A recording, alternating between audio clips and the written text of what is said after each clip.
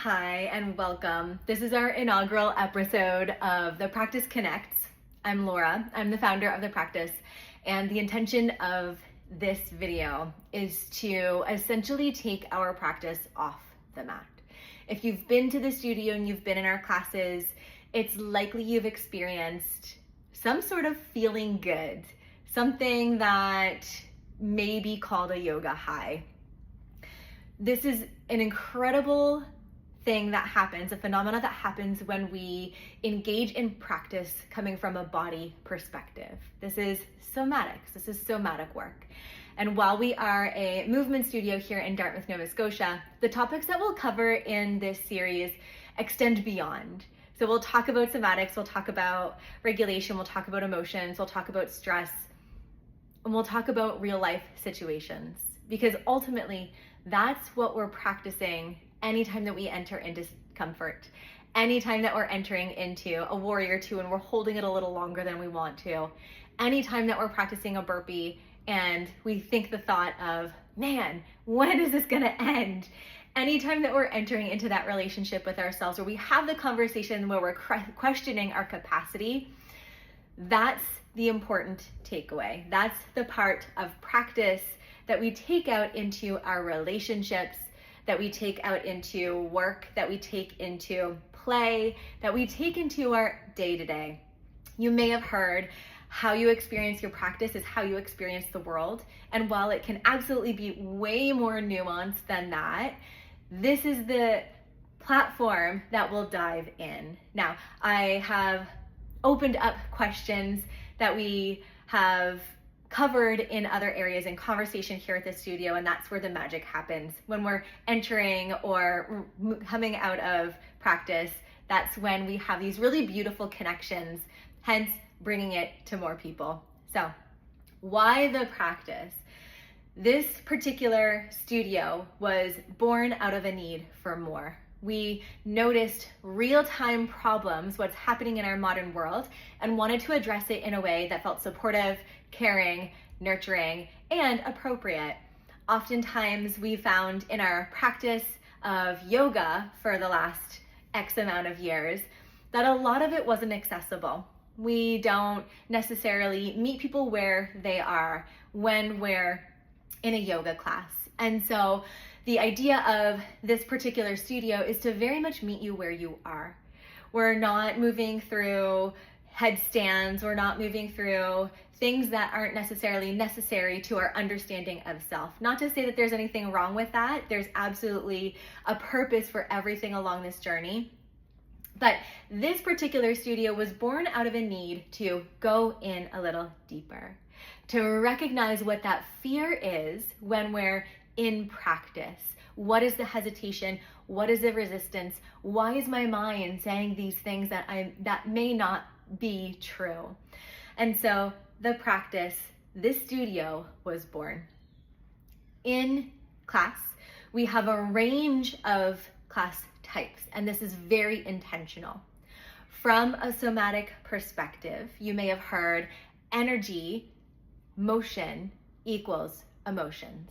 When emotions no longer have the motion, that energy gets stored in the body. And the internet is rife with different explanations as to why, and your hips carry trauma, and your shoulders are carrying past trauma, past lives, insert XYZ. Here at The Practice, we focus a little bit more on the biology, but also from a lens of curiosity. So that means if you're feeling stuck in your body, our offering is for you to explore that. We find when you put labels on something, that takes away your power, that takes away your connection to yourself. So our invitation always in this range of class types is to recognize your discomfort. And I will say discomfort is separate from pain. Notice your discomfort and then get really curious around it. Is it something that I can stay with and be present with for another breath, for another breath, for another breath? And we already know that the breath is so powerful. It's such an important tool. It's the quickest way to regulate our nervous system. And that, of course, has its own narration of keywords and hot tools, but using our breath intentionally and noticing where it's going in the body, how are you holding it, how are you carrying it, where is it traveling to, where is it coming from, is the quickest way to take down, level down our stress response. So we know we're no longer in danger. And when we know that, then we can enter into this space of discomfort a little more firmly and a little more wholly, a little more authentically. Now, what does that mean? It means that when you come into our range of class types, you will experience discomfort, whether it be stillness, like in the restore, or whether it be cathartic movement, like in the practice. There's going to be discomfort. That's when inherently your mind will start becoming more engaged. It will start to tell you a story. It's up to you to determine if that story is true or not for you. It's not for the instructor to say, it's up to you. Is this true? We know that history repeats. Anytime that we've experienced something in our life, it's created the neural path in our mind, which means that it's more likely that our intention will predict what's going to happen rather than stay present. So it's our work to keep the body and the mind present and to experience the opportunity and this moment fully. Now, that is a challenge in and itself, and I would question whether or not you experience that outside of this space. Do you notice every time that someone cuts you off in traffic, do you have the same response? Do you have the same reaction? And those are two different things, response versus reaction. So reaction is not controlled. That's something where if we're in our stress state, we're gonna flee, we're going to fight, we're going to do a whole bunch of things. We're going to maybe yell, we're going to kick something. Now, response, that is, we've taken in the information, we've filtered through, we say, is this true for us? Is this accurate? And does it match the circumstance? Is what I'm feeling really life-threatening, or is it just a little uncomfortable? And so we enter into those relationships, those types of conversations with ourselves in class types. Through the restore, we're holding poses for long periods of time, and we're sitting in that discomfort of being still because we don't have the opportunity out there to be still. In the practice, we're using more cathartic momentum to carry us into places of discomfort, to build our capacity greater, bigger, wider, stronger, so that we know when we re-enter into discomfort that we'll be okay. We're teaching ourselves mechanisms that will allow for the release of that stuck energy so that we can stay present and whole and authentic.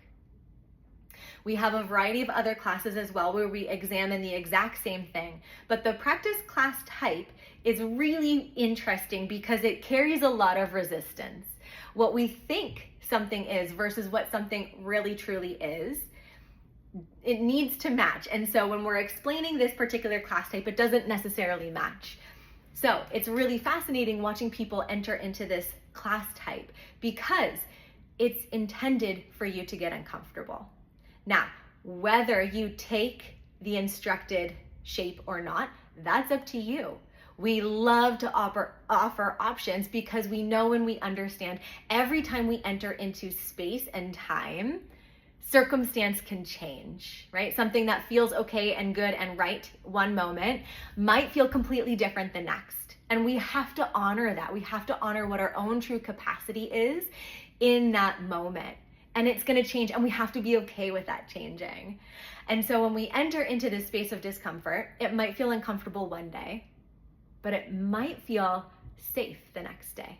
It might feel like a challenge that you're able to move through the next day. It might feel like it's too much and overwhelming the next day. And all of that is okay. But what is happening on your mat is this is the vehicle to create that conversation with yourself. Because are you doing it out there? Are you doing it in your car? Are you doing it at work? Maybe not. And so when we enter onto our mat, we're creating a container to get curious with ourselves, to honor ourselves, and to recognize what our true needs are.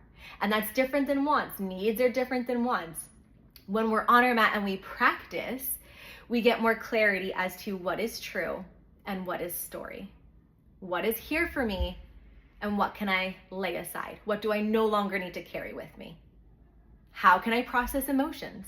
How can I continue into my day as connected to myself as possible, as connected to others as possible? Because ultimately, that's what's gonna get us through hard times. All right, so that covered a lot. Why the practice? That's this video. If you have other questions, particularly burning questions, you let me know and I'll get back to you. Take care.